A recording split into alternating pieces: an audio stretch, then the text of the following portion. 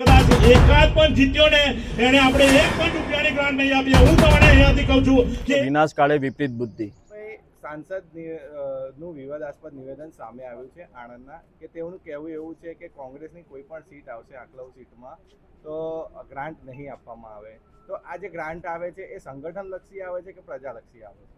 જો પહેલું તો વિનાશ કાળે વિપરીત બુદ્ધિ. સાંસદ જેવી ગરિમામય પદ પર બેઠા પછી કોઈ પક્ષાપક્ષી ના હોય.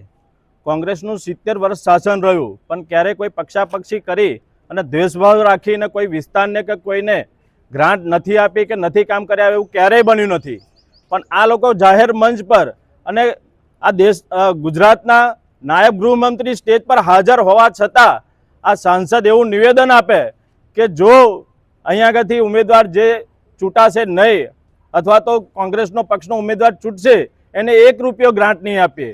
હવે આ ખબર નથી પડતી કે આ તાનાશાહ લોકોને અહમ સત્તાનો એટલો બધો ભરાઈ ગયો છે કે આ પ્રજાના ટેક્સના રૂપિયા છે, નહીં તમારા બાપની તિજોરીના રૂપિયા. ગુજરાતના આપણા પ્રમુખ આકલવ સીટ ઉપર બિરાજમાન છે, તે છતાંય આવું નિવેદન શું યોગ્ય છે? એટલા માટે જ કહું છું કે આ તાનાશાહ લોકોને સત્તાનો એટલો બધો અહંકાર આવી ગયો છે.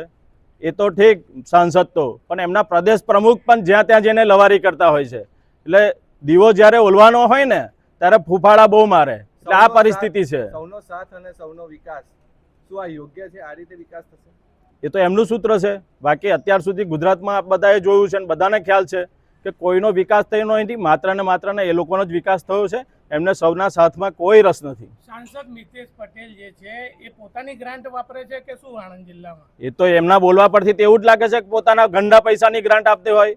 એ લોકો સત્તાના અહંકારમાં 30 વર્ષથી એમનું ગુજરાતમાં શાસન છે, દેશમાં શાસન છે, તો એ લોકોને એટલો અહંકાર આવી ગયો છે કે આ બધા પૈસા અમારા પોતાના છે. એટલા માટે જ કહી રહ્યા છે કે અમે લોકો આમાંથી કોઈને રૂપિયો નહીં આપીએ. આ નિવેદન પર કોંગ્રેસ હવે શું કરશે? આ નિવેદન પર અમારા સન્માનીય પ્રમુખશ્રી એમના વિસ્તારમાં બોલ્યા છે, એટલે ચોક્કસ એની પ્રતિક્રિયા ઉગ્ર જ હશે. અને અમે લોકો પણ આ જે નિવેદન આપ્યું છે પ્રજા જોઈ રહી છે, વર્તમાનમાં ઇલેક્શન છે, તો જવાબ તો હવે પ્રજાએ આપવાનો રહ્યો છે. હવે ગણતરીના દિવસો બાકી છે, તો આવા ધીરે ધીરે નિવેદનો બહાર આવે છે, શું કહેવું છે? મેં કીધું એમ કે વિનાશ કાળે વિપરીત બુદ્ધિ.